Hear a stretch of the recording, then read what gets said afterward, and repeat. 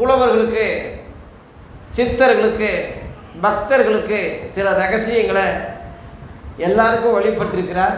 ஆனால் முழுவதும் குறிப்பாக இயேசு கிறிஸ்துவினால் பயிற்சி பெற்ற அப்போஸ்தலர்களுக்கு தான் முழு ரகசியங்கள் வெளியாக்கப்பட்டிருக்கு. அந்த ரகசியங்களை இன்னைக்குள்ள கிறிஸ்தவங்க புரியாதனால தான் இவங்களும் பல பல உபதேசங்கள், பல பல சபைகள், பல பல ஐக்கியங்கள் உண்டாயிருக்கிறது.